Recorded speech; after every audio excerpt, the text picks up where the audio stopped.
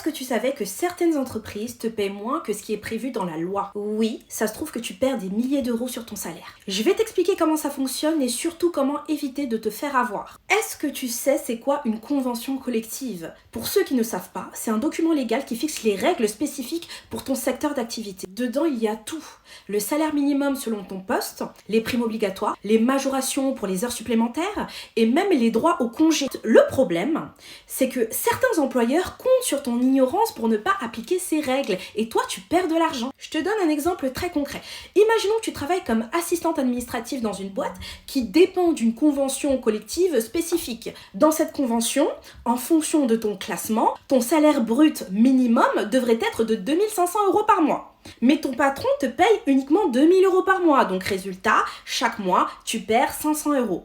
Et ça fait presque 6000 euros par an. Ce qui est énorme. Et ça, c'est sans compter les primes. Par exemple, certaines conventions collectives prévoient des primes d'ancienneté. Si tu es dans le bâtiment, au bout de 3 ans, tu peux avoir droit à une prime équivalente à 3% de ton salaire brut. Mais si ton employeur oublie de te la verser, il économise de l'argent sur ton dos. Et ça va encore plus loin. Si tu es payé moins que ce qui est prévu, ton indemnité de licenciement ou ta retraite seront aussi impactées parce que tout est calculé en fonction de ton salaire brut.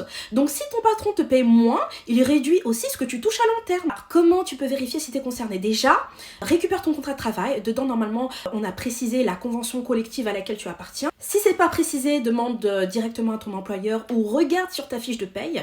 Tu peux même trouver ta convention collective sur internet. Ensuite, compare ton salaire et tes avantages avec ce que prévoit ta convention collective. Si tu découvres une anomalie, parle-en avec ton employeur. Parfois, c'est juste une erreur ou un oubli et ça peut se régler facilement.